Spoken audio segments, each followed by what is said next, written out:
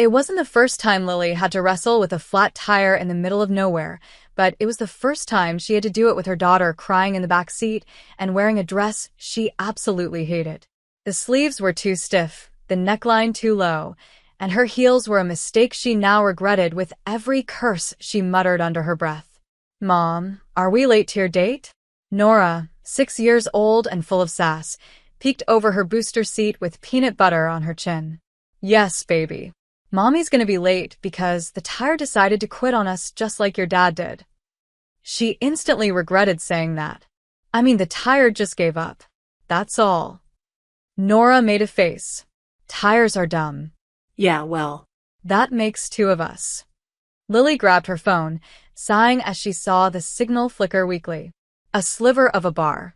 Not enough to call the woman she was supposed to meet, who, frankly, she hoped would cancel last minute. Blind dates weren't her thing, especially one set up by her loud-mouthed coworker, who swore this one was different. She leaned back against the car, sweating through her dress, and watched the empty road. That's when she heard it, the low rumble of a truck. Relief flooded her.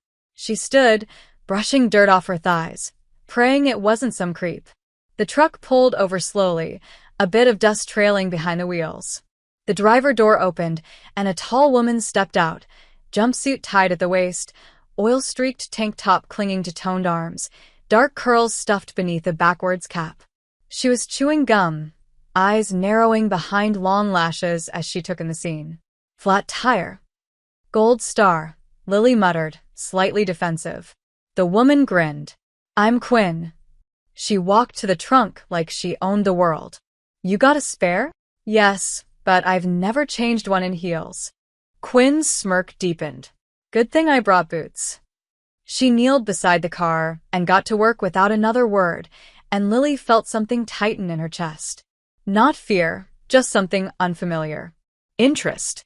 Nora had unbuckled herself and was now crouched next to Quinn, fascinated. "You know how to fix cars?" "Sure do." Quinn winked at her. "Grew up on a farm. If it breaks, you fix it. Or you walk." "My mom doesn't know how to fix anything." "That's not true," Lily snapped, embarrassed. "I fix things." "Like what?" Nora asked. "Like breakfast. And boo-boos. And broken Barbie heads." Quinn chuckled. "That's the kind of fixing that matters." 10 minutes later, the spare was on, and Quinn stood, wiping her hands on a rag she pulled from her back pocket. "You're good to go. Probably shouldn't drive too far on that, though." "I was going to a date," Lily said, immediately regretting how that sounded. "Not that it matters. I'm late now anyway." Quinn raised a brow. "A date, huh?" Yeah. Lily forced a shrug. "Blind one. My coworker keeps trying to set me up. Apparently this woman's a badass with intimacy issues, which is code for emotionally unavailable and will probably ghost me." "Sounds like a catch," Quinn muttered, clearly amused. "Do you usually go on dates in rural ditches?" "Only when I want to impress them with my vulnerability." That earned a laugh, low, warm, and real. Lily felt it in her stomach. "Well, good luck," Quinn said, backing toward her truck. "Hope she's not as bad as you think." Lily hesitated, then stepped forward. "Can I at least buy you a coffee? As a thank you?" Quinn paused. "I don't do coffee with strangers." Right. "Fair. But I do hot chocolate with a woman who admits she's scared of a date she hasn't met yet." Lily blinked. "Excuse me? Blind date at the Blue Bean Cafe? 7:30. Quinn smirked. Yeah. "That was me." Lily's breath caught. Her mouth opened, then closed, then opened again. "You're kidding." "Nope." Quinn tossed her a wink and started her truck. "Looks like we're already off to a messy start. Guess we can only go up from here." And with that, she drove off, leaving Lily stunned, amused, and just a little bit mortified, yet oddly excited. Lily stood there long after the sound of Quinn's truck faded down the road, heat flushing her cheeks, her heart beating a rhythm she hadn't felt in years. Maybe ever. She looked down at her hands, still shaking slightly, and then over at Nora, who was smirking like she'd just watched her mom lose at poker. "You like her," Nora said, matter of fact. "Do not." You do. No, sweetie, You looked at her like people look at pancakes. That's absurd. You love pancakes. Lily rubbed her temples, muttering something inaudible before getting back into the car. The drive to the cafe was short, and she spent the entire 10 minutes rehearsing excuses. Maybe she'd pretend she didn't recognize Quinn. Maybe she'd claim it was all a misunderstanding. Or maybe, just maybe, she'd march right in, apologize for underestimating her, and sit down like a normal adult. The cafe was tucked into a quiet corner of the town square, glowing warmly beneath strings of yellow lights. Lily parked around the corner, leaving Nora with her coloring book and strict instructions to stay put. She didn't want her daughter watching her crash and burn. Again. Inside, the Blue Bean Cafe was cozy and slightly too hipster, with exposed brick walls, indie music humming low, and the smell of cinnamon and espresso wrapping around her like a scarf. She spotted Quinn immediately. Back corner, legs stretched out under the table, sipping from a mismatched mug. No oil stains now. Clean jeans, a soft gray Henley hugging her frame, curls slightly damp from a quick shower. The transformation was subtle, but made Lily blink twice. Quinn looked up at the sound of the bell above the door and grinned when she saw her. That grin again. Like she knew something Lily didn't. So you came, Quinn said as Lily approached. Couldn't resist the woman with the lug wrench. I came for the hot chocolate you promised. Right. Quinn gestured to the chair across from her. I got you one. Thought you might be 20 minutes late again. Lily sat, folding her hands in her lap. I'm still mildly recovering from the fact that you're the blind date. What? Not what you expected? No, Lily admitted. I expected someone polished. Maybe a little stiff. You know, the usual career woman who doesn't have time for love type. Quinn chuckled. I fix engines and fences, not hearts. That's stiff enough for you. Actually, that might be the opposite of stiff. Quinn arched an eyebrow but didn't press. So, she said after a beat. Your coworker said you were smart, sarcastic, and guarded as hell. Which one bothers you? None. But she also said you'd probably find an excuse to leave halfway through. Lily blinked. Wow. She really knows how to sell me. She said you're worth the mess, though. That's the part one held on to. Silence stretched between them. Not awkward, but cautious. Like both women were measuring the weight of words before throwing them into the space between. Why'd you agree to this? Lily asked. Blind dates aren't exactly your vibe, I'm guessing. They're not. Quinn looked down at her mug. But sometimes, when life's been quiet too long, you say yes just to see if something can shake it loose. You wanted to be shaken? Maybe just seen. Lily didn't respond right away. There was something in Quinn's voice, like gravel smoothed by time. Rough edges worn soft, but still jagged underneath. She felt herself leaning in. Do you do this often? Lily asked. Pick up stranded women and pretend it's a coincidence. Quinn laughed. That was pure luck. I almost turned down that road, but something said take it. You believe in signs? I believe in timing. The conversation drifted into lighter things. Favorite books. Worst dates. Nora's obsession with dinosaurs. Quinn's tragic attempts at vegan baking. They both laughed more than either expected. Quinn was funny, but in a way that crept up on you. She didn't perform. She just said things with a tilt of the mouth, a slow blink, and the kind of charm that snuck under your skin before you noticed. Lily, for her part, felt herself loosening in ways she hadn't in years. Her shoulders stopped sitting so close to her ears. Her mouth smiled without permission. Her guard, so meticulously built over years of disappointments, was starting to slip, and it terrified her. Quinn glanced at the clock and winced. I should get going. Early morning. Of course. Lily stood quickly, almost too quickly, knocking her chair slightly. Thank you again. For the tire. For the drink. For making you late to a date with me? Quinn smirked. You're welcome. Outside, the air was cool and crisp. Quinn walked her to the car, and for a moment, neither said anything. The kind of quiet that stretches, not heavy, not empty, just full of possibility. So, Quinn said, shoving her hands into her pockets. Do I get a second date? Or are you gonna ghost me like your coworker predicted?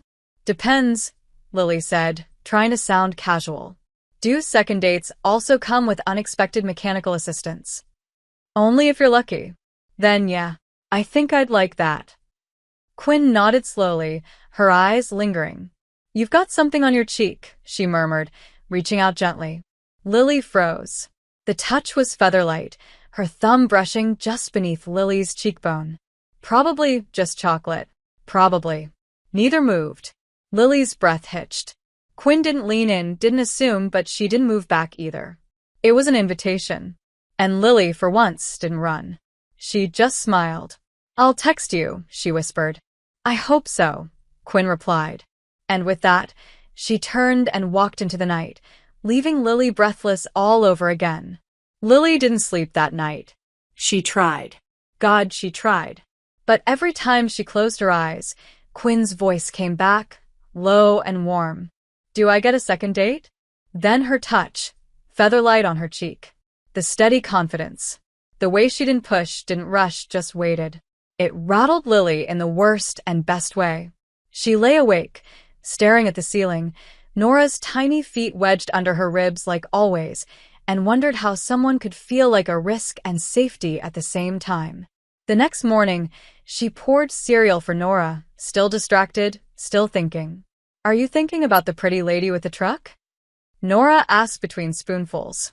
Lily choked on her coffee. I'm thinking about bills and laundry and grown-up stuff. No, you're not. You've got your dreamy face on.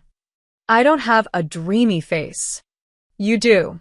It's like your eyes are trying to hug something. Lily blinked. You're terrifyingly observant. I'm 6. It's my job. At work, Lily couldn't focus. Her emails blurred, her spreadsheets mocked her, and her coworker, Tanya, the one responsible for the blind date, kept smirking at her like she knew everything. So, Tanya leaned on the edge of her desk around noon. Was she awful? Actually, Lily hesitated. No. Tanya's eyes widened. That's all I get? No. She was. Lily glanced around, lowered her voice. She was the one who helped me on the side of the road before the date. Tanya gasped. You're kidding. That was her. Yup. Are you kidding me? That's like something out of a romance novel. It's terrifying. Why? Because Lily paused. Not like the others. Let me guess. She doesn't make you feel like you have to shrink yourself. Lily didn't answer. She didn't have to. That night, after Nora was asleep and the apartment was finally quiet, Lily sat on the couch with her phone in hand, staring at Quinn's contact. Just a first name and a smirking profile pic. She typed. Deleted. Typed again. Finally, she hit send. You still offering hot chocolate? Or was that a one-time miracle? 3 dots appeared almost instantly. Only for stranded mothers in distress. Or second dates. Technically, you left me stranded. Emotionally. Tragic. Want to fix that? Lily hesitated, her fingers hovering. Tomorrow night. No coffee shops. Surprise me. Quinn's reply came after a beat. You like tacos? Is that a real question? Text me your address. I'll pick you up at 7. The next day crawled. Lily hadn't been this nervous for a date since high school. She spent 40 minutes picking an outfit, then changed 3 times. She didn't want to look too polished. Quinn wasn't the type who cared about lipstick, but she also didn't want to look like she hadn't tried. In the end, she settled on jeans, boots, and a soft navy sweater that made her eyes look a little less tired. Hey, if you're enjoying this story, go ahead and drop a like to help us grow even more. And let me know in the comments, on a scale from 0 to 10, what score would you give this story so far? Your feedback makes all the difference. When 7 o'clock hit, the knock at her door nearly made her drop her phone. Nora was already at her friend's house for a sleepover, so it was just her, alone. Heart racing, palms sweaty. She opened the door. Quinn stood there, holding a brown paper bag and 2 bottled sodas. Hi, she said. You look. Her eyes trailed over Lily, slower than necessary. Like trouble. Lily smirked. And you look like you just robbed a taco truck. That's because I did. Legally. The owner's my cousin. Quinn handed her the bag. Tacos. Fresh. Still warm. You ready? Where are we going? Not far. I figured something quiet. Something mine. Lily grabbed her jacket and followed Quinn down the stairs to her truck. The drive was short, just a few blocks, and ended at a hidden clearing behind the edge of a small park. There was a makeshift picnic table, a string of solar lights wrapped around a low-hanging tree branch, and the quiet hum of crickets in the background. You did this? Lily asked, stunned. Built the table. Put up the lights. It's where I go when I want to disappear. And you brought me here? You asked for a surprise. This is the only one I trust. They sat on opposite sides of the table, passing tacos back and forth, dipping chips in guacamole, sipping soda straight from the bottle. Conversation came easier this time. They talked about growing up in small towns. Quinn's love for old cars. Lily's constant balancing act between motherhood and loneliness. Do you ever feel like you've lost parts of yourself? Lily asked softly. Like, before the baby, before the failed relationships, before everything got so damn complicated? Quinn didn't answer right away. Then she nodded. Yeah. But I think some of those pieces aren't gone. Just buried. Under bills and expectations and heartbreak. And what if you don't remember how to dig? Quinn leaned forward, her voice lower now. Then maybe you let someone help you. Silence. Lily looked away, suddenly overwhelmed. She wasn't used to being seen this clearly. You're not what I expected, she whispered. Good, Quinn replied. Expectations are boring. After they ate, Quinn stood and offered a hand. Walk with me? Lily hesitated for a split second, then took it. They walked through the park in comfortable silence, Quinn's fingers grazing hers, but never fully entwining. It was a slow tease. A tension Lily felt all the way down to her bones. Eventually, they circled back to the truck. Quinn opened the door for her, then paused. I don't want to rush this, she said. But I also don't want to pretend I don't want to kiss you. Lily's breath caught. That makes two of us. Quinn didn't move, not until Lily did. It was Lily who stepped forward, who closed the gap, who tilted her chin and brushed her lips against Quinn's first. The kiss was soft, tentative, and full of unsaid things. It didn't ask for anything. It just offered. And Lily, who'd spent years protecting every vulnerable part of herself, accepted. The morning after the kiss, Lily woke with her fingertips still tingling. She lay there in bed, staring at the ceiling, wondering how a single moment could settle so deeply inside her. It hadn't been fireworks. It hadn't been reckless. It had been soft, certain, like something ancient and quiet had finally exhaled between them. She turned her head and saw Nora sprawled beside her, one arm draped dramatically across her stuffed dinosaur. Lily smiled to herself, then sighed. Reality always arrived quickly. She got up, made breakfast, packed Nora's lunch, and rushed through the morning routine with a mind half present. Every part of her was still somewhere else, at that hidden park, at that table, with that woman who made her feel like maybe, just maybe, it was okay to want again. When she finally checked her phone, a message from Quinn was waiting. I keep thinking about your eyes after the kiss. They looked like you remembered something. Lily stared at the screen for a long time before typing. Maybe I remembered what it's like to feel wanted without having to perform. The reply came a minute later. I'm not looking for a performance. I'm looking for real. Whatever that looks like with you. That should have scared Lily. But instead, it rooted itself somewhere in her chest. Steady. Warm. That evening, after putting Nora to bed, she sat on the couch staring at the wall, the silence too heavy to ignore. She picked up the phone and called Quinn. Hi, she said when the line connected. Hey, Quinn replied, voice immediately softer. You okay? I don't know. Maybe. Want company? Yes. The word escaped before she could second-guess it.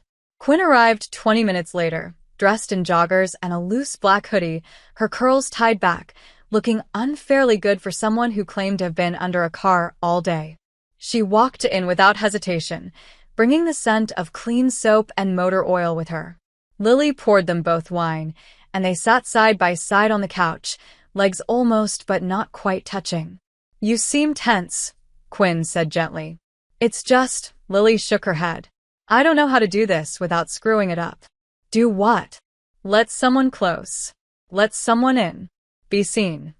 Quinn was quiet for a moment. Then, "You don't have to do it all at once. You just have to not run." Lily looked down. "That's what I'm good at." "Then maybe we take it slow.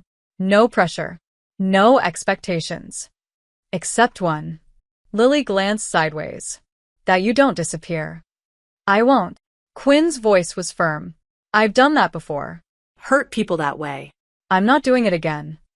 Something in her tone shifted, an old regret, not yet healed. "Who did you disappear from?"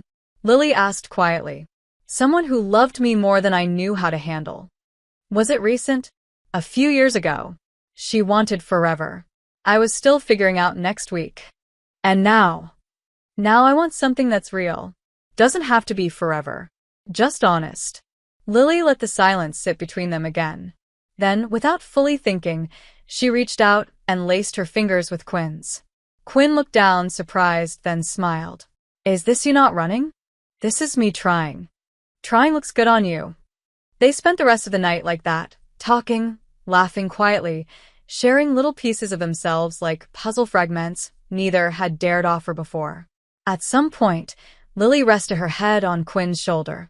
At another, Quinn softly brushed her knuckles across Lily's thigh, an absent-minded touch that said everything without needing words. When it got late, Quinn stood. "I should go." "You don't have to," Lily said before she could stop herself. Quinn studied her. "Are you sure?" Lily nodded. "I don't want this to be about rushing. But I also don't want to pretend I don't feel safe with you." So Quinn stayed. But not in the way Lily's past lovers might have. There were no clothes shed, no frantic hands or mouths. Instead, they lay curled on the couch, limbs intertwined, warmth shared in stillness. And when Lily finally slept, it was deep and dreamless, because for the first time in a long time, she didn't feel alone. The next morning, Lily woke to find Quinn in the kitchen, hair messy, making pancakes while humming under her breath. Nora stood nearby, watching intently. "You flip them before they bubble?" "Only if you want to live dangerously," Quinn said, flipping one dramatically. Lily leaned on the doorway, arms crossed. "Teaching my daughter chaos, I see." "Controlled chaos," Quinn replied, grinning. "There's a difference." Nora turned to her mom. "Can Quinn come to my school's spring fair this weekend?" Quinn froze slightly. Her eyes flicked to Lily, waiting. "It's just a fair," Nora added. "With games and food and animals and stuff. You could win me a giant sloth." Lily hesitated. This was where things got complicated. This was where things started to matter. But looking at Quinn, hair a mess, flipping pancakes with the ease of someone who fit in like she'd always been there, it didn't feel like rushing. It felt right. "If Quinn wants to come," Lily said slowly, "I think that would be okay." Quinn smiled, small and sincere. "I'd love to." And just like that, something shifted again. The line between this is temporary and this is real blurred. And neither of them pulled away. The fair was louder than Lily remembered. Kids screamed with joy or frustration. Over games rigged with cheap prizes. Country music played from tinny speakers, the scent of fried dough and popcorn mixing in the breeze, sticky and sweet. Parents stood in clusters, exchanging polite smiles, keeping one eye on their kids and another on their own exhaustion. Lily hated these things. Too many conversations. Too many expectations. Too many moments to feel like the outsider she often did, especially as a single mom. But this time felt different. Because this time, Quinn was beside her. And she wasn't just standing there, she was in it. She crouched beside Nora at the ring toss, let herself get defeated dramatically, and cheered like a lunatic when Nora finally landed a shot. She bought them matching sloth keychains from a booth, held Lily's hand when no one was looking, and even tried to win a giant teddy bear with a strength hammer game. "If I tear a muscle doing this, you're driving me home," she warned. Lily laughed. "That's assuming you can even lift the hammer." Quinn raised an eyebrow, then slammed it with enough force to ring the bell and make two teenagers gasp in awe. Nora squealed, jumping up and down. "You're so strong." "Tell your mom that," Quinn said, sending Lily a wink. Lily rolled her eyes, but she was smiling too much to hide it. Still, despite the lightness, something coiled tight in her stomach all afternoon. She kept waiting for a look, a comment, a cold shoulder from another parent. Not everyone in this town was subtle. Some of them stared too long. Some whispered. Others just looked away. Quinn noticed. Of course she did.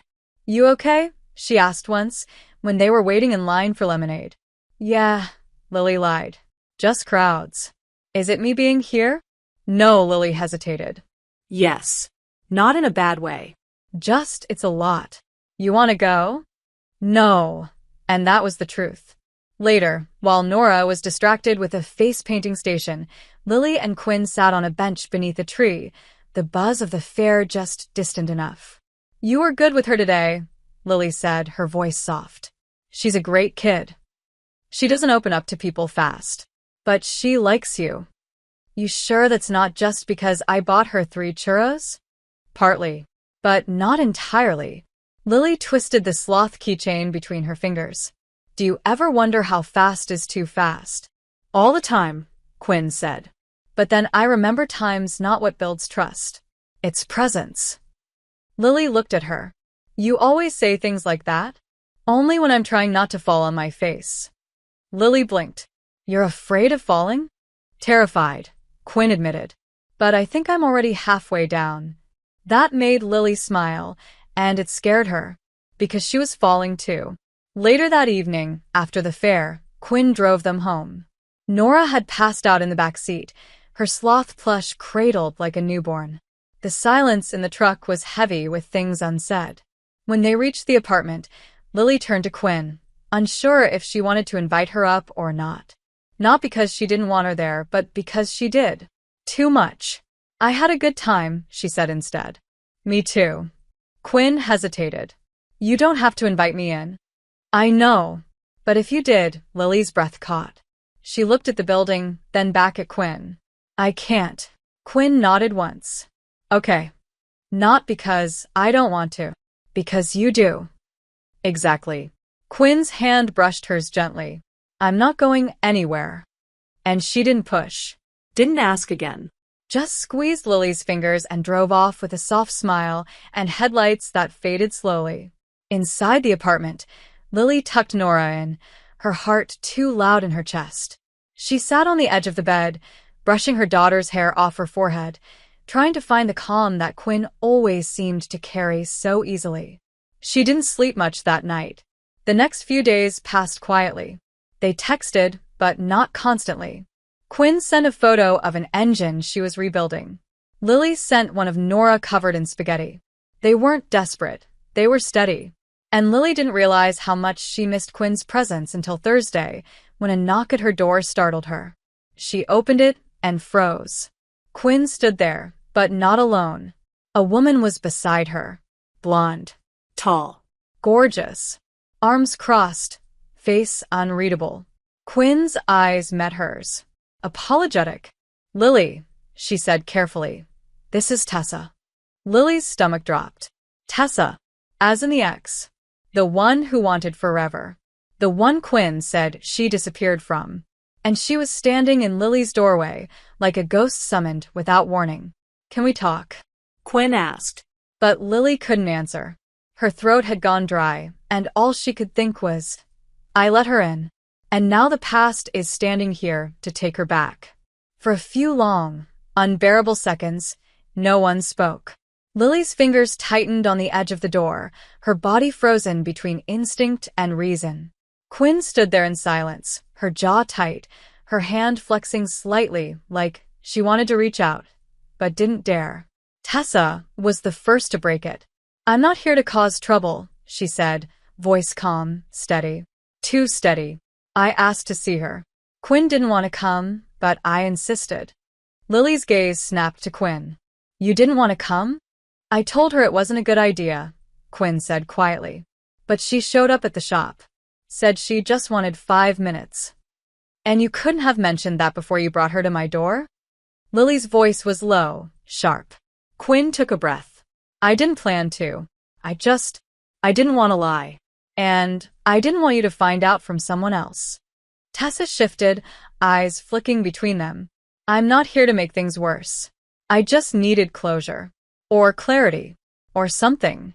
You had years for closure, Lily said, before she could stop herself. Tessa nodded slowly. Maybe. But sometimes it takes seeing someone happy with someone else to realize what you lost. I'm not yours to lose, Quinn said softly. The silence that followed sliced deep. Lily stepped back finally, jaw clenched. You have 5 minutes. Quinn looked startled. Lily, you brought her here. You can explain here. You sure? No. But I don't want to wonder. She stepped aside. Quinn and Tessa entered, the tension so thick it seemed to vibrate through the air. Lily crossed her arms and leaned against the counter, watching them with careful detachment. Tessa didn't sit. I'm not here to win her back, she said, looking at Lily now. I know I'm too late. I've known that for a while. But when she left, she didn't explain. She just vanished. And that haunted me. You are in love with her, Lily said. Not a question. Yes. Tessa nodded. And it broke me when she disappeared. But I also know now she couldn't love me the way I needed. She didn't know how. She turned to Quinn then. But I see it now. You've learned. Whoever this is, you're giving her more than you ever gave me. And I wanted to see it with my own eyes. Lily didn't know what to feel.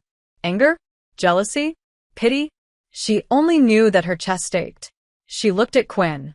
You really just left her? I did, Quinn said, her voice thick. I ran. She wanted more than I could give, and instead of trying, I disappeared. It's my biggest regret. Then why now? Why bring her here? Because I didn't want secrets. Because I'm trying to be someone who shows up, even when it's messy.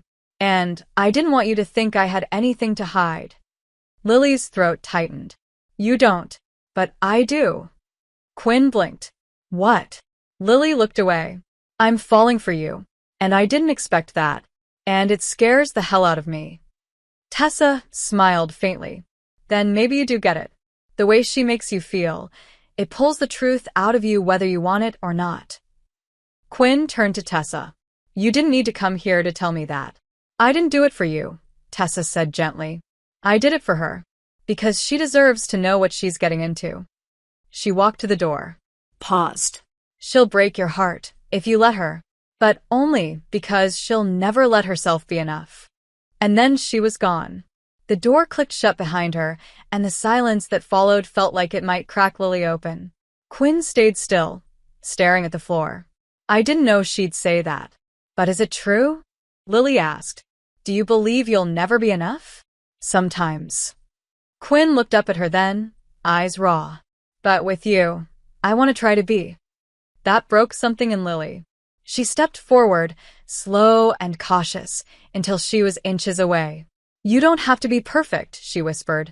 You just have to be here. Quinn exhaled like she'd been holding her breath for hours. I'm here. And this time, when Lily reached for her, there was no hesitation. No fear. Just two people with scars, choosing each other anyway. Later, after Nora had come home and gone to bed, after the chaos settled into quiet again, Lily and Quinn curled up on the couch, wrapped in each other's warmth. I'm sorry, Quinn murmured into her hair. For all of it. You can't change the past, but I can promise not to run again. Lily nodded slowly. That's all I need. A pause. Then, soft and careful, what she said about not letting yourself be enough. I think you already are. You just don't see it yet. Quinn didn't respond, but the way she held Lily, tight, grateful, almost desperate, said more than words ever could. Days passed, quieter than expected. Not the kind of quiet that settles easily, but the kind that simmers under the surface, like a question no one wants to ask. Lily and Quinn still saw each other, still touched fingers over coffee mugs and kissed softly in doorways. But something had shifted. Not broken. Just bent. The visit from Tessa lingered in Lily's chest like a bruise. She kept pressing to make sure it was still there. It wasn't about jealousy, not really. It was about what Tessa said, about Quinn not letting herself be enough.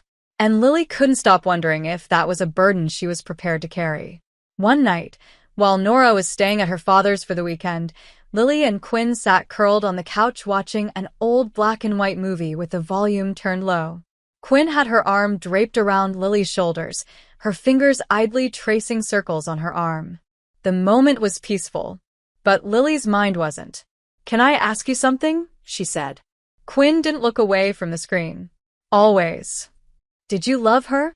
"A beat." "Yes," Quinn said, "but not the way she needed. Do you think you'll love me that way?" This time, Quinn turned. Her eyes searched Lily's. "I already do." The air shifted. Lily blinked, heart racing. "You've never said that before." "I know. And now you do." "I think I've known for a while. I just didn't know how to say it without feeling like I was dragging my past into it." "You're not," Lily whispered. "You're just letting me into your present." Quinn smiled softly, but it was tinged with something darker. "I've spent so much of my life holding back love like it's a weapon I'm not allowed to use." "It's not a weapon." No. "But it scares me more than anything." Lily touched her face gently. "Then let it be soft this time." Quinn kissed her, slow and reverent, like a thank you, like a promise, and for the rest of the night, they stayed wrapped around each other, saying nothing, needing nothing but skin and silence. The next morning, Lily found a folded piece of paper on her kitchen counter. Quinn had already left, off to an early job, but the note was there in her messy, slanted handwriting. "Thank you for holding space for me. For seeing me, even when I can't. I'm scared, but I'm trying. And if you'll keep letting me try, I won't run." Lily smiled. She pressed the note to her chest, then tucked it into the back of her journal like a secret too fragile to lose. That weekend, they planned something new, a road trip with Nora, just a few hours out of town, to a cabin Quinn had access to through an old family friend. "It's rustic," Quinn warned, packing tools into the truck. "Like, no Wi-Fi, we might see deer rustic." "I'm not afraid of deer," Lily teased. "I'm afraid of you forgetting I'm a city girl with no interest in bugs." "I'll protect you," Quinn said, mock serious. "Even from mosquitoes." The drive was filled with laughter and loud music, Nora belting out every chorus like it was an anthem. Lily watched them interact, Quinn letting Nora braid her curls while driving, Nora leaning on Quinn's shoulder without hesitation, and something in her chest twisted again. A soft ache. Not fear. Not doubt. Just the terrifying beauty of wanting more. The cabin was small but cozy, perched near a lake with trees surrounding it like a private universe. Inside, everything smelled like pine and old stories. Nora claimed the top bunk instantly. Quinn built a fire. Lily unpacked snacks and wine. That first night, after Nora fell asleep mid-story, Quinn and Lily sat out on the small porch, wrapped in blankets, watching the stars. "I've never brought anyone here," Quinn said. "Not even Tessa?" Lily asked gently. "Especially not Tessa." Lily nodded. "Thank you for trusting me with this." "Thank you for trusting me with her." Quinn glanced inside where Nora slept. "I know how careful you have to be." "You're the first person I haven't wanted to keep at a distance," Lily admitted. "And that scares me more than anything." "Then I guess we're both terrified." They looked at each other, and it was different this time. Not just tenderness. There was hunger, permission, and something like home. Inside the cabin, lips found skin in the dark. Clothes fell slowly, not out of urgency, but reverence. They moved like people who had learned to be careful with each other's wounds. Lily traced the scars on Quinn's shoulder, the curve of her back. Quinn held her like a prayer, like she didn't believe this was real until Lily's breath hitched in her ear. No one spoke, because words would have only diluted it. Afterward, they lay tangled together beneath an old quilt, the only sound the crackling fire and the rhythm of their hearts slowly sinking. Lily whispered into the space between their bodies, "Please don't disappear." Quinn pulled her closer. I'm already here. And for the first time, Lily believed her. Morning came slowly, slipping into the cabin like a secret. The fire had gone out sometime during the night, and the air carried that faint chill of early autumn, wrapping around them like a whisper. Lily stirred first. Her body ached in the softest, sweetest ways. Her head rested on Quinn's chest, their legs tangled, the quilt pulled halfway to the floor. She stayed there, eyes closed, listening to Quinn's heartbeat, steady, present, real. For once, her first instinct wasn't to pull away. It was to stay. Quinn woke minutes later, shifting slightly before pressing a kiss into Lily's hair. Neither spoke. There was no need. But the silence between them felt different now, richer, anchored by something that couldn't be undone. Eventually, they got up. Nora was still asleep, curled like a cat under a mound of blankets, her stuffed sloth tucked beneath her chin. Lily made coffee. Quinn cooked eggs and toast, humming under her breath as if this kind of morning was normal for them, as if they'd been doing this for years. And that, somehow, made Lily want to cry, because she wanted more mornings like this. She wanted enough. After breakfast, they walked down to the lake. Nora ran ahead, throwing sticks into the water and trying to skip rocks. Quinn carried the thermos of coffee. Lily tucked her hands into her jacket pockets, watching the way the wind tugged gently at Quinn's hair.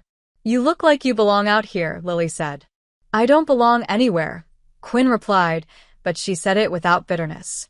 That used to scare me. Now, it just makes me flexible. And where do you bend for me? Lily asked, smiling. Quinn tilted her head. Everywhere. The moment was too perfect. Which is probably why it didn't last. That afternoon, Quinn's phone rang while Lily and Nora were making sandwiches inside. She stepped out to answer it, her expression unreadable as she listened. When she returned 10 minutes later, something had shifted. Her jaw was tight again, her posture a little too controlled. Lily saw it immediately. What's wrong?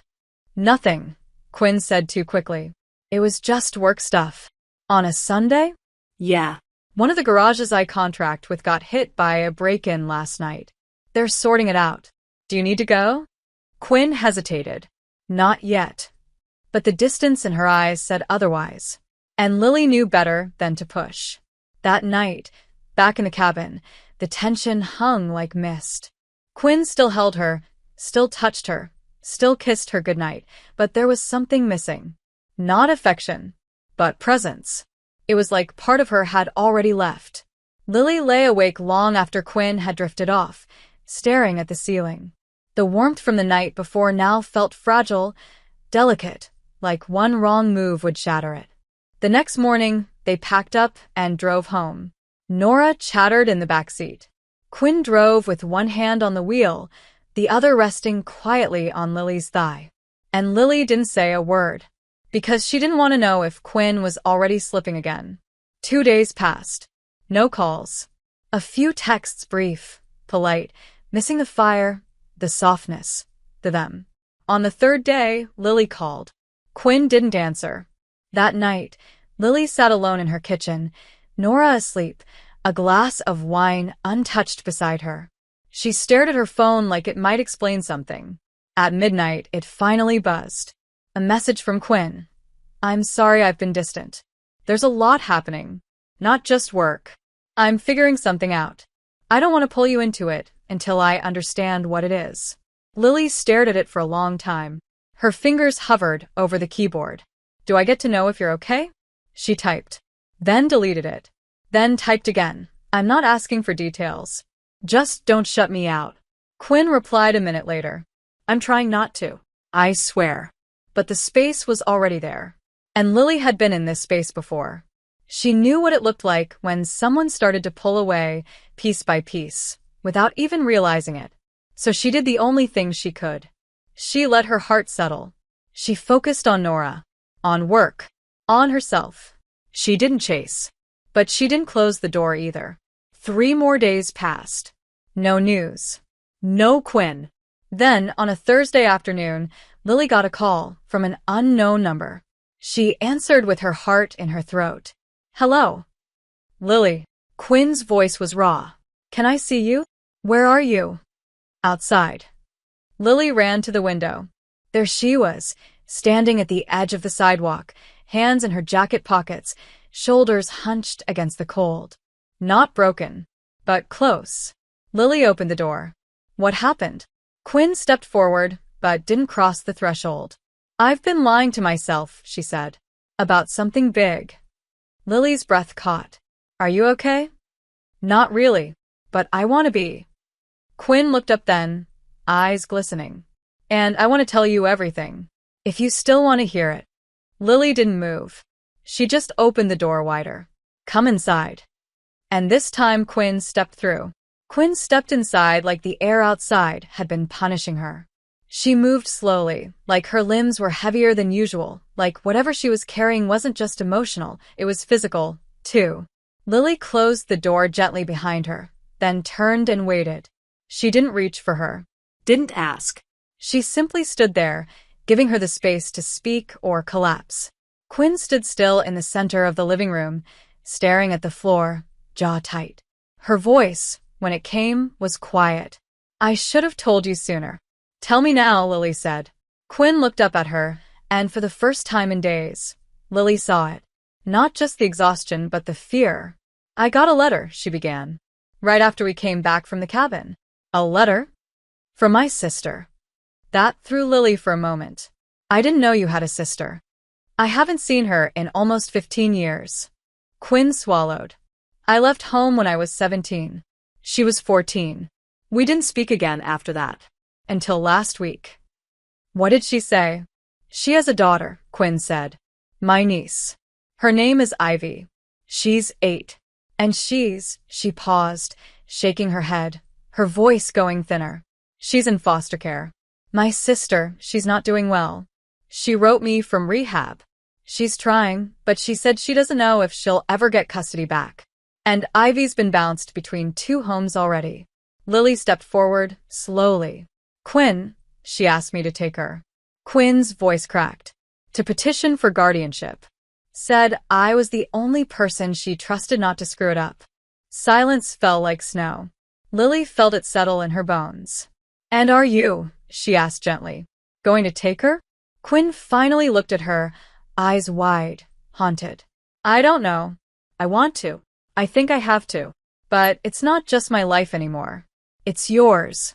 It's Nora's. I didn't want to bring this into our world until I was sure I could handle it. You didn't want to bring it into our world? Lily repeated. So, you were going to shut me out? No.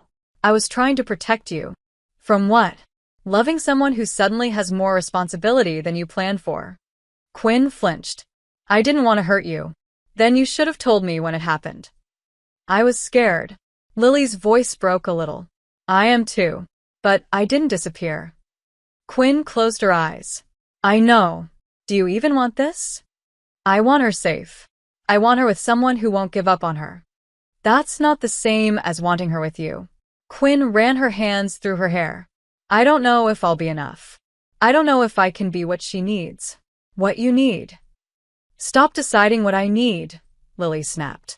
Just tell me the truth. Quinn's face crumbled. I want to try. I want to be the kind of person Ivy can trust. And I want to do it with you. But I didn't know if I deserved to ask for that. That did it. Lily crossed the space between them and wrapped her arms around Quinn without hesitation. Quinn collapsed into her, her entire body trembling. You don't have to be perfect, Lily whispered. You just have to let me be here. They stood like that for a long time. When Quinn finally pulled back, her voice was steadier. I have a meeting with social services tomorrow. They want to assess my home. My job. My stability. Then let's get your house ready, Lily said. Let's get you ready. You want to help? I want to stand beside you. That night, after Nora had gone to sleep, they sat on the floor of Quinn's apartment, making lists, furniture Ivy would need, paperwork to file, food preferences for a kid they'd never met. Do you think she'll like me? Quinn asked suddenly. I think she'll love you, Lily said without hesitation. You're calm. And kind. And funny. You listen. What if she hates me? Then we'll figure it out. Together. Quinn turned to look at her. This isn't how I pictured things going. Neither did I, Lily whispered. But that doesn't make it wrong. Quinn took her hand, her grip warm and certain. You really don't have to do this. You're not doing this alone anymore, Lily said. Not if you still want me. God, I want you.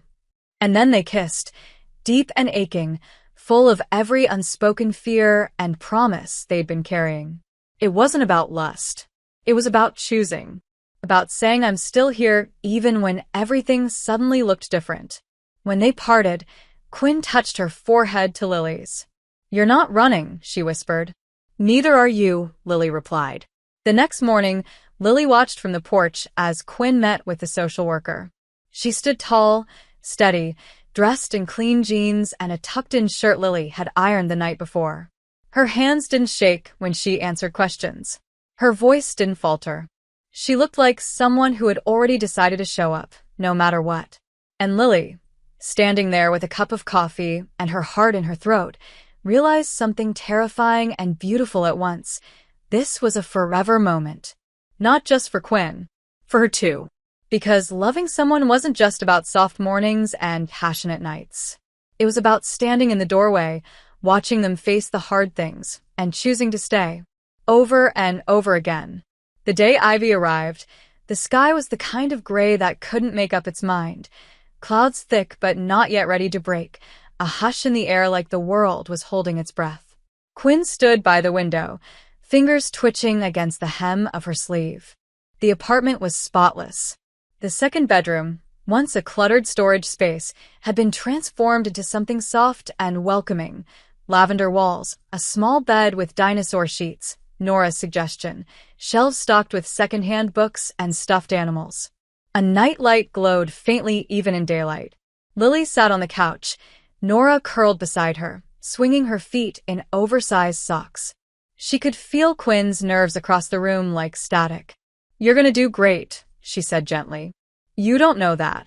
I know you. Quinn didn't answer. Just turned her face back to the window, watching for the car that would change everything. When it finally pulled up, a silver sedan with government plates, Quinn went still. Not breathing. Not blinking. Just waiting. The social worker stepped out first, then walked around to the passenger side. Ivy emerged slowly. Small frame. Thin arms. Long, tangled hair. A pink backpack hanging off one shoulder. She stood close to the car, eyes narrowed at the building. Suspicious. Guarded. Already older than her age. Lily's heart cracked at the sight of her. She looks like you, she whispered. Quinn opened the door. The girl didn't move. Quinn didn't rush. Just stepped outside and walked down the porch steps with measured calm. Hey, Ivy, she said, voice steady but warm. I'm Quinn. Your aunt. Ivy didn't respond. Just stared. The social worker gave her a light nudge. Ivy stepped forward, backpack swinging. You're tall, she said. Quinn blinked. Thanks. I don't like tall people. Quinn crouched instantly, leveling herself with Ivy's eyes. How's this? Ivy didn't smile, but her shoulders relaxed barely. Still taller than me. You're not wrong. Quinn glanced at the social worker, who gave her a nod, then returned to the car. She'd done this before, dropped off kids like packages with barely a goodbye. Quinn turned to Ivy again. Do you want to come inside? You don't have to talk if you don't want to. You can just see it. See if it feels okay. Ivy didn't say yes. But she didn't say no either. She walked past Quinn, through the front door, and into a new world. Inside, she paused just past the threshold. Lily stood with Nora, who gave a small, tentative wave. Hi, Nora said. I'm Nora. I'm 6.5. Ivy blinked. I'm 8. But only just. Cool. Want to see your room? Ivy hesitated. I guess. Nora took her hand without waiting and led her down the hall. Quinn let out a long, trembling breath. Holy shit. Lily walked over and took her hand. She's here. You did it. No. We did it.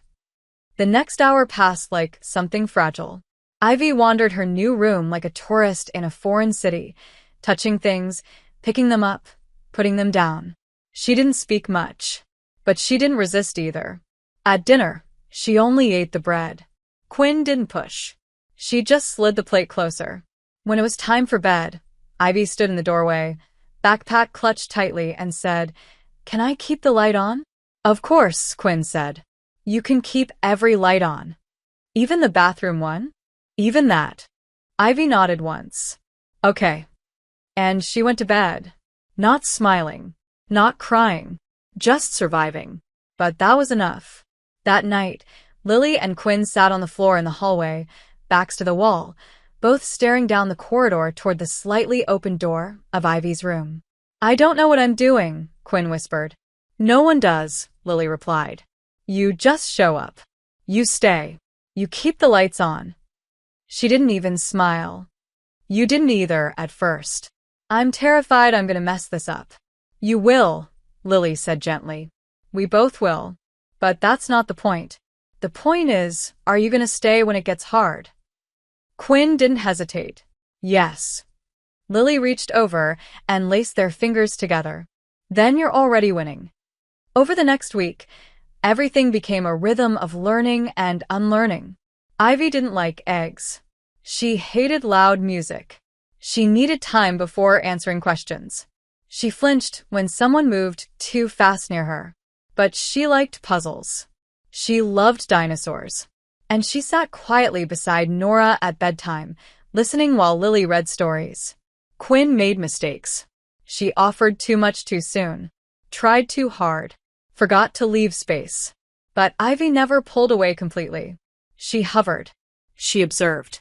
And some nights, after the house had gone still, Quinn would check on her and find the puzzle pieces left mid-game, or the book she'd been reading tucked under her pillow. One night, Lily found Quinn in the kitchen, staring blankly into the fridge, shoulders tense. "Come here," Lily whispered. Quinn closed the door and walked straight into her arms. "She called me hey again today." "It's not personal." "I know.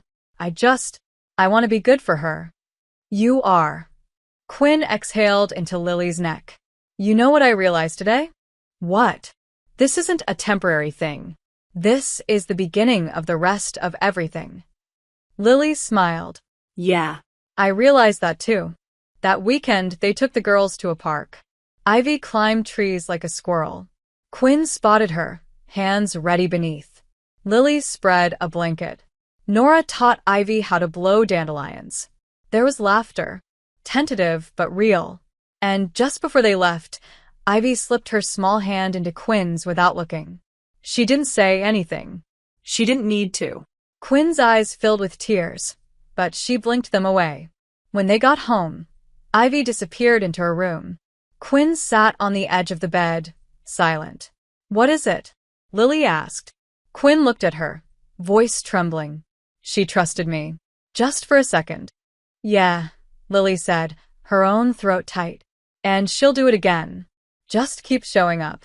Quinn pulled Lily into her arms and held her like a lifeline. They stayed that way long after the girls were asleep.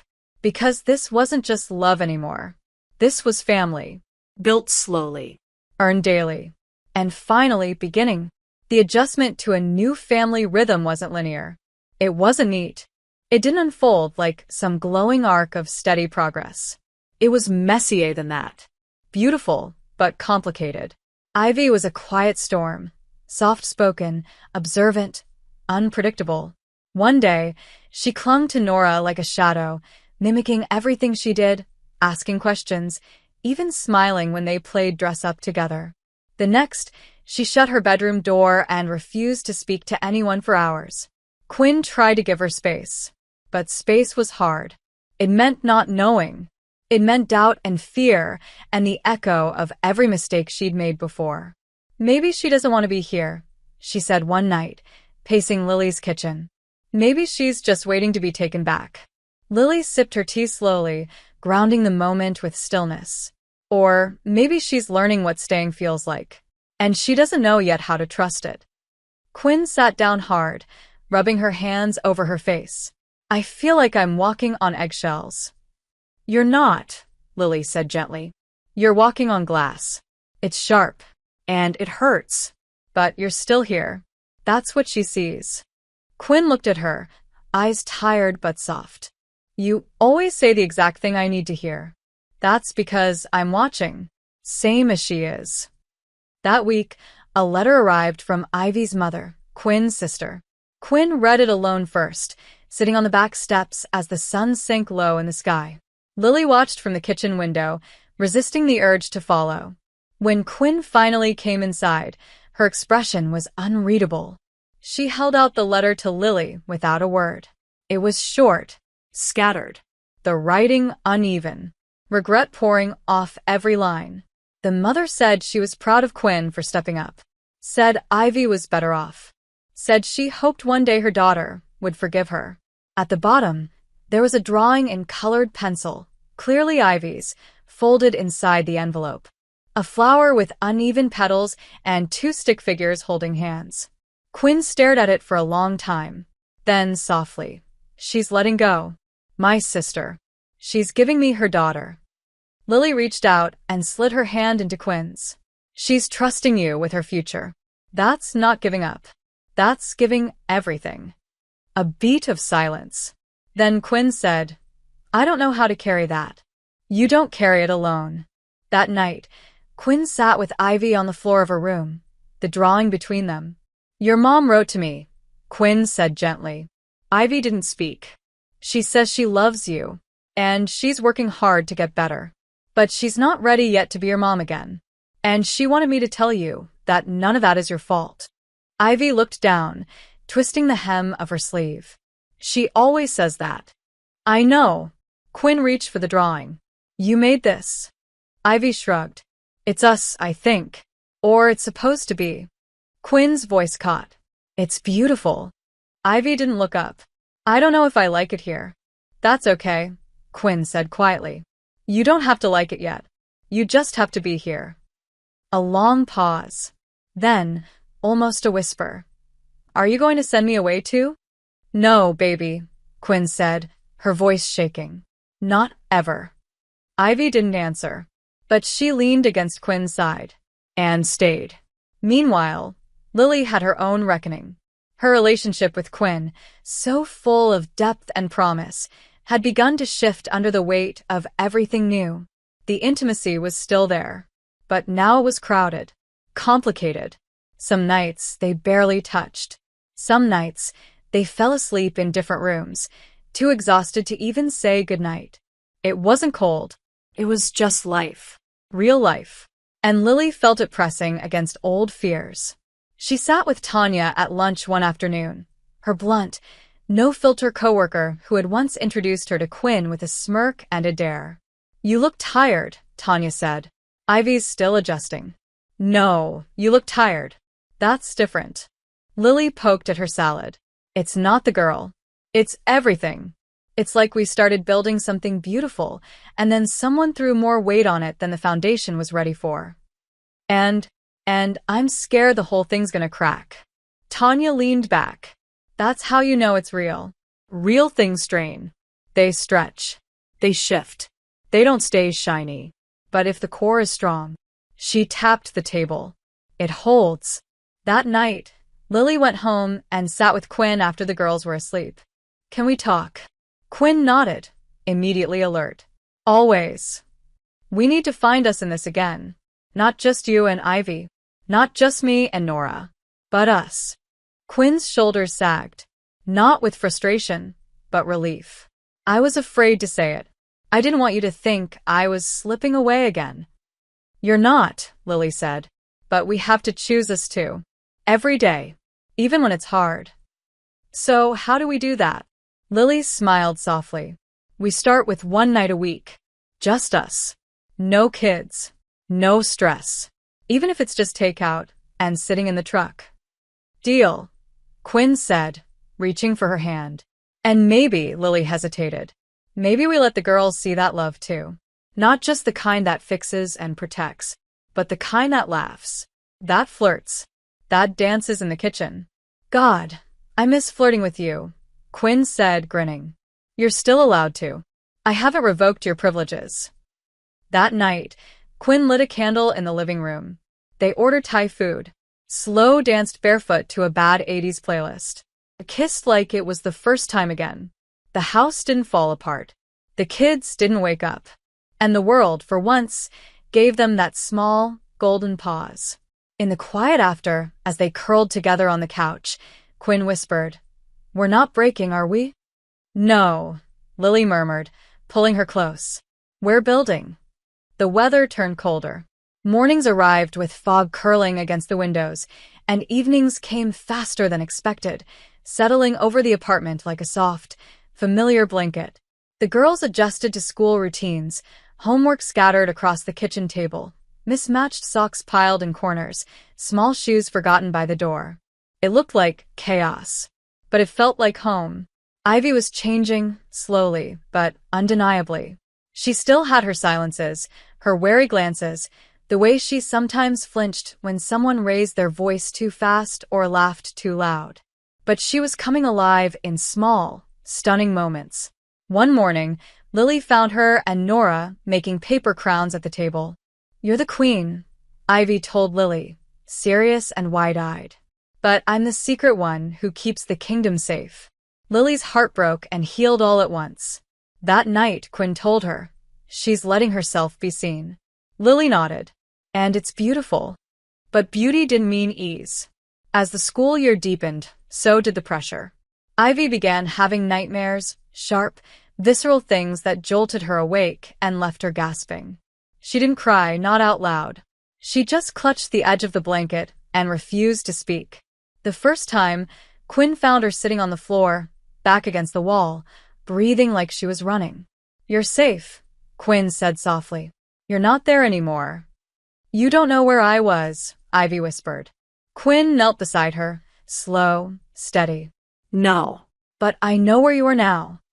She opened her arms. Ivy didn't move at first.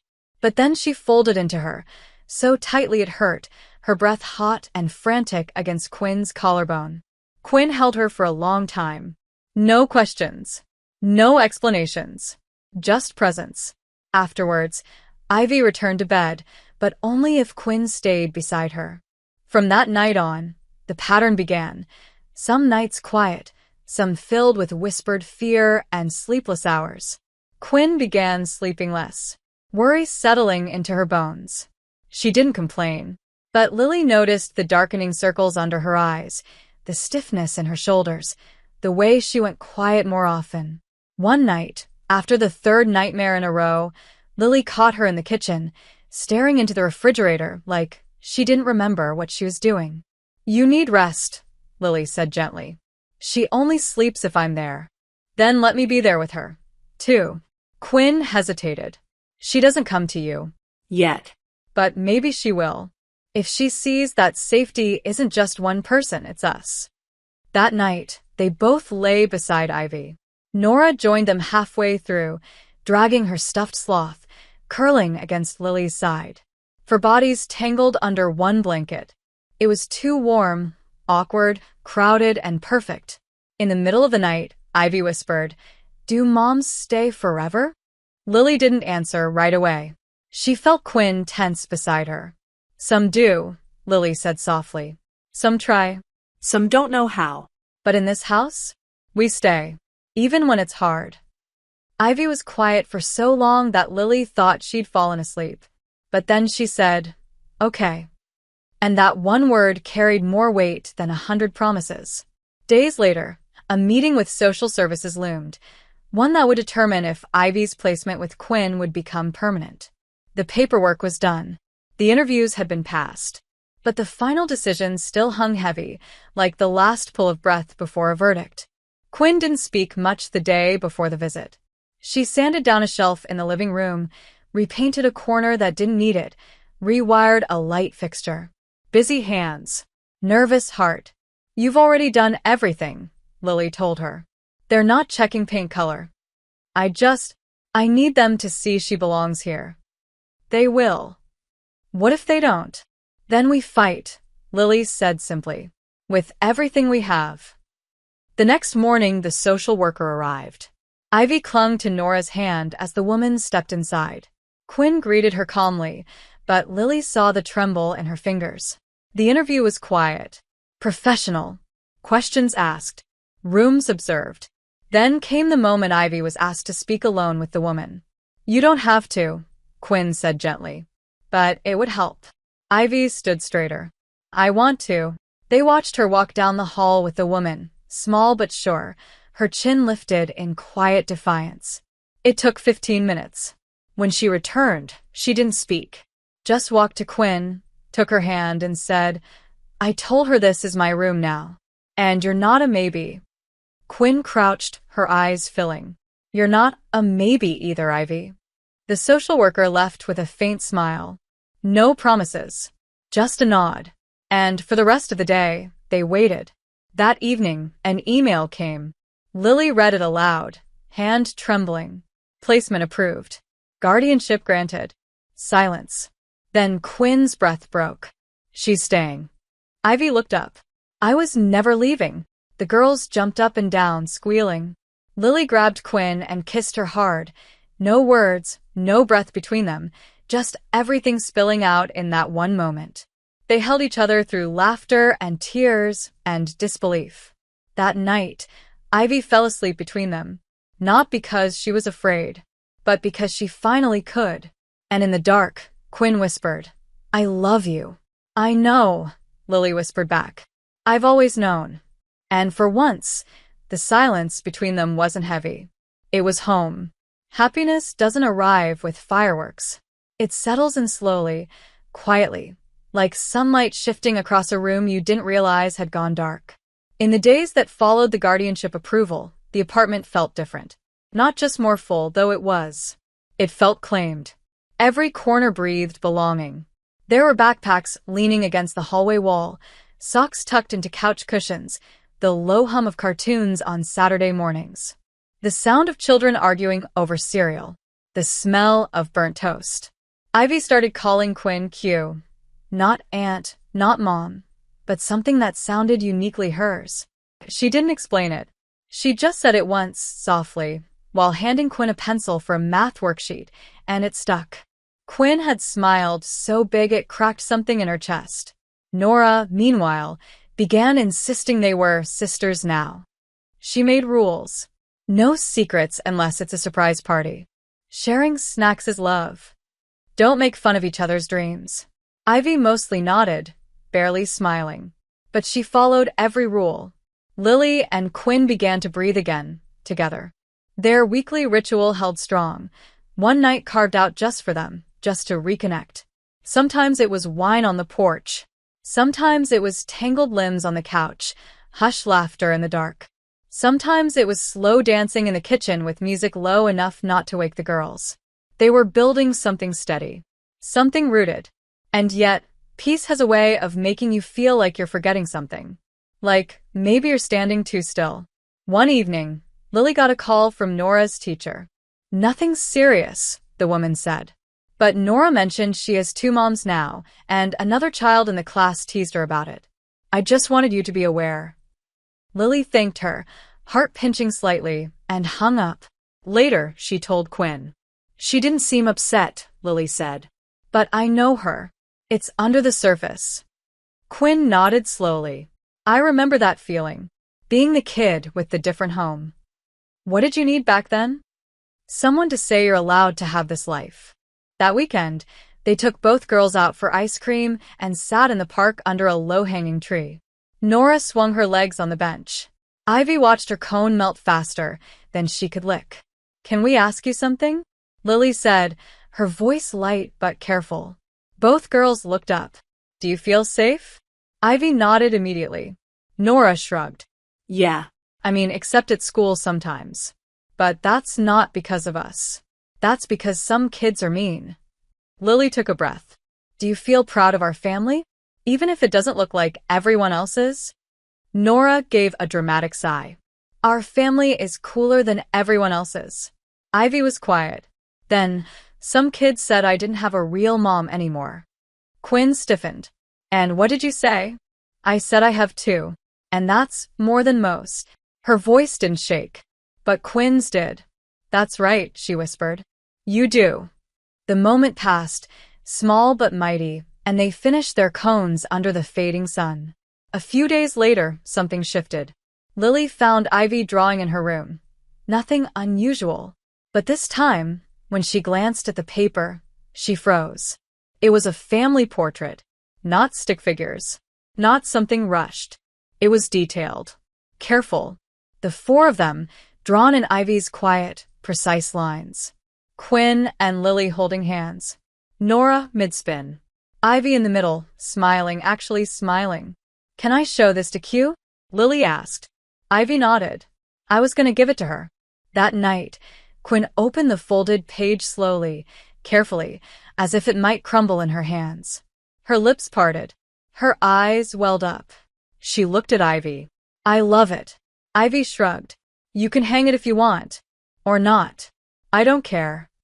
But she did. And Quinn knew it. The drawing went on the fridge that night. The next day, Ivy brought home a certificate, Student of the Week. She didn't mention it. Just slid it onto the counter, like it was no big deal. But it was. And they celebrated with pancakes and whipped cream for dinner. Life became a rhythm of small victories. But still, not everything settled easily. One evening, while Lily worked late, Quinn tried to help Ivy with homework. It was fractions, something Ivy hated. "This doesn't make sense," Ivy snapped, pushing the pencil away. "I can't do it." "Hey," Quinn said gently. "It's okay. We'll try together." No. "I said I can't." "Ivy, just breathe. You're not my mom." Ivy yelled, suddenly, the words slicing through the room like a blade. Quinn went completely still. Ivy's breath hitched like she hadn't meant to say it out loud. Her eyes widened. "I didn't mean, it's okay," Quinn said, her voice even. But it wasn't. Not entirely. Ivy bolted, locked herself in the bathroom. Quinn sat on the floor outside the door. "You're right," she said after a moment. "I'm not your mom. I don't get to be that. But I'm your Q. And I love you. Even when you're mad. Even when you say things that hurt." Silence. Then a soft voice. "Are you going to send me away now?" Quinn closed her eyes. "Never." A pause. Then the door cracked open. Ivy peeked out, eyes red, chin trembling. "I'm sorry." "Me too." Quinn pulled her into her arms and held her Tight. When Lily got home, Quinn told her everything. "It hurt," she admitted, "but I think she needed to say it. To test it. To see if I'd leave." "And you didn't." "No," Quinn whispered. "I stayed." And that became their truth. Their strength. Not that nothing ever broke, but that nothing broke them apart. By the end of the week, Ivy had started calling her my Q when talking to other people. Not just Q. My Q. And when a classmate asked if Lily and Quinn were married, Ivy said, "Not yet. But they will be." Lily overheard it from the hallway at school pickup. And when she told Quinn, Quinn laughed and didn't deny it. It was the kind of morning that didn't warn you. The sky was clear, the air just cold enough to justify an extra layer, and the girls were in a good mood. Nora humming as she tied her shoes, Ivy reminding Quinn she had to sign a field trip form. Lily kissed them all on the forehead before heading to work, her heart full and steady. That was the thing about peace. You almost didn't notice it until something shook it. It started with a call. Quinn had just finished dropping the girls off when her phone rang. Unknown number. She nearly didn't answer, but something told her to. "Quinn Harper," the voice asked. Female. Measured. Familiar, though Quinn couldn't immediately place it. "Yes. This is Carla Bennett. I'm Ivy's case manager's supervisor. We've had a development regarding her file." Quinn stopped walking. "Is something wrong?" A pause. "I think it's better if we meet in person. Today, if possible." Today. The word echoed. Quinn's chest tightened. "I can be there in an hour." The office was sterile and quiet. Carla was younger than expected, with sharp eyes and a calm demeanor that did nothing to soften the dread in Quinn's stomach. "We received a letter from Ivy's biological grandmother," Carla said, sliding a folder across the desk. "Her name is Deborah Martin. She's filed a motion for custody." Time slowed. The words didn't make sense at first. "She's what?" "We were unaware she existed." Ivy's mother didn't list her as a contact, but apparently she's recently learned about Ivy's situation and wants to be considered for placement. But she's never met Ivy. Legally, that doesn't disqualify her. The court has to review her claim. She's a stranger. She's blood. The silence that followed cracked something open in Quinn. I thought it was done, she whispered. I thought we were safe. This doesn't mean the placement is revoked, Carla said. But there will be a hearing. You'll have the right to respond. To fight. I will, Quinn said instantly. Good, Carla nodded. Because it's clear how much you love that child. That night, Quinn didn't tell Lily right away. She came home, cooked dinner, listened to Nora recount a funny story from class, helped Ivy sort through a pile of glitter-covered art projects. She laughed at the right times, smiled, kissed foreheads, and all the while, the words she filed for custody echoed in her skull. After the girls were asleep, she found Lily on the porch with a blanket over her lap, a glass of wine in hand, her eyes soft with peace. Quinn sat down beside her and took a long breath. Something happened. Lily turned immediately. What is it? Ivy's grandmother wants custody. Silence. The kind that lands hard and heavy. Lily didn't speak right away. She just reached over, took Quinn's hand, and gripped it tight. Tell me everything. And Quinn did. All of it. Every word. Every awful possibility. When she finished, Lily sat very still. Then said, Okay. Then we fight. Quinn exhaled shakily. She's not even in Ivy's life. She's a stranger with paperwork. But we have more than that, Lily said. We have her. Her trust. Her routines. Her drawings on our fridge. Her toothbrush next to Nora's. That's not paper. That's proof. Quinn's voice cracked. What if it's not enough? Then we make it enough. The next week was a blur of meetings and documents and lawyer referrals. Quinn and Lily prepared everything, school records, therapist letters, photos, schedules. They met with Ivy's teacher, her social worker, even the pediatrician. And they did it all while shielding the girls from the storm quietly gathering overhead. But children are observant. One night, Ivy sat beside Lily on the couch, her voice barely a whisper. Is someone trying to take me away? Lily didn't lie. Someone's asking questions. But that doesn't mean they get to take anything. She's my mom's mom, right? I remember her from when I was little. She smelled like medicine and never smiled. Have you seen her since? No. Not since I got taken away. Ivy looked up. Do I get to choose? Lily's heart twisted. Not completely. But what you feel will matter. We'll make sure of it. A week later, Quinn stood before the judge with Lily beside her, Ivy sitting quietly in the back with a child advocate. Deborah Martin was there too, polished, distant, expression unreadable. She spoke first. Claimed she'd been unaware of Ivy's situation. Said she had a stable home, resources, a desire to reconnect with her only grandchild. But she couldn't answer simple questions about Ivy, her grade level, favorite food, whether she had allergies. When Quinn took the stand, her hands shook, but her voice didn't. She talked about Ivy's trauma, her resilience, her bond with Nora, the way she hummed when she concentrated, the way she only ate toast if it was diagonally cut, the way she'd started whispering goodnight every night without being asked. She's not just a child I care for, Quinn said. She's my daughter. I didn't give birth to her, but she's in every corner of my life now. And I want to spend the rest of my life proving she's safe with me. When the judge called a recess, Quinn found Ivy in the hallway. Are you okay? Ivy asked. No, Quinn admitted. But I'm not going anywhere. Ivy nodded once, then slipped her small hand into Quinn's and held on. A week later, the ruling came.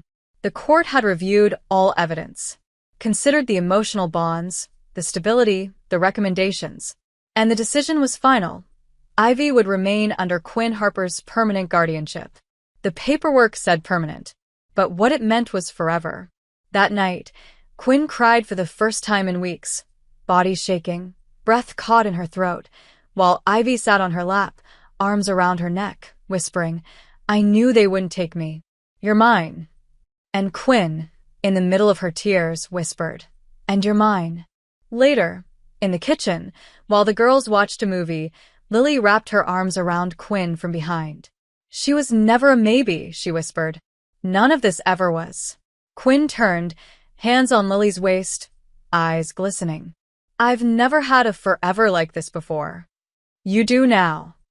A beat. Then Lily added, heart pounding, "So maybe it's time we make it official." Quinn blinked. "Official? Ivy thinks we're getting married anyway." Quinn smiled slowly. "You're proposing to me with pancake batter on your shirt? I'm proposing to you, with our whole life on my shirt." Quinn kissed her hard, right there in the kitchen, between dishes and crayons and everything messy and real. "Yes," she whispered. "Yes, yes, yes." The girls came running into the room a second later, demanding to know what the noise was about. "We're getting married," Lily said, breathless. Nora screamed. Ivy blinked. "Took you long enough." And in that moment, laughing, crying, kissing between two little voices screaming about flower girl dresses and rings made of glitter glue, they knew this was the beginning of the rest of their forever. The wedding wasn't big. It wasn't elaborate. There were no chandeliers, no ballrooms, no polished rehearsals or flower arrangements flown in from a catalog. But there was sunlight filtering through old oak trees and a clearing in the woods behind the house Quinn had started calling theirs. There were white sheets hung between trees, draped like soft banners. Folding chairs borrowed from the school gym. A table with mismatched mugs filled with wildflowers. And the scent of fresh bread cooling in a basket that Ivy had insisted be part of the meal, because weddings should smell like home. They didn't hire a photographer. Tanya brought her vintage camera. One of Quinn's friends played the violin with just enough wobbly notes to make everyone laugh. And Nora wore a crown made of paper and real daisies, declaring herself queen of the wedding and sister of the brides. It wasn't perfect. Which is why it was. Quinn stood under the largest tree, her suit slightly wrinkled, her curls pinned back with a silver clip Ivy had given her that morning. Lily hadn't come out yet. The guests were few, close friends, some neighbors, 2 teachers, the girls' counselor, and the woman from social services who had once delivered Ivy into their lives and now wiped her eyes with a tissue, unable to stop smiling. Then came the music, the slight rustle of leaves, and the hush that followed as Lily stepped forward, barefoot, in a simple linen dress that danced in the breeze. She wasn't nervous. Not today. Not with Nora ahead of her tossing flower petals and Ivy holding her hand, walking beside her like a promise fulfilled. Quinn's breath caught in her throat. She didn't cry. Not until Lily was standing in front of her, close enough to feel the warmth radiating from her skin. The officiant cleared her throat, but neither woman looked away from the other. "I could talk about fate," Lily began, not needing notes, not needing anything but Quinn's eyes. "But we didn't get here because of fate. We got here because of choice. Because every day we chose to show up. Through fear. Through mess. Through moments when it would have been easier to walk away." Quinn nodded, swallowing hard. "I used to think love had to look a certain way," Lily continued. "That it had to be clean and easy. But I've never felt safer than I have in the middle of the life we built. With Nora. With Ivy. With you. You didn't just teach me how to stay, you taught me how to trust that someone would stay with me, too." She reached out and took Quinn's hands. "I want every ordinary day with you. Every sock on the floor. Every soft morning. Every hard night. I want all of it." Quinn blinked quickly, then stepped forward. "I thought I didn't deserve this," she said. "That I'd made too many mistakes. That real love was something I'd already ruined. But then you showed up. And you stayed. And you kept seeing parts of me I didn't even know were there. You showed me that love isn't something we earn. It's something we build. And every single day, I'm still building it with you." She paused, her voice thick. "You, Lily, are my home. You and those girls, that messy, loud, beautiful life we've made.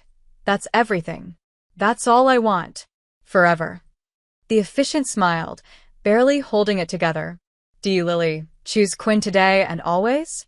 "I do," Lily whispered. "And do you, Quinn, choose Lily?" With everything I am. They kissed, soft and sure, and the girls erupted into cheers, Nora immediately demanding cake, Ivy wrapping her arms around both of them with a quiet, fierce smile that broke everyone watching. Someone popped a bottle of sparkling lemonade.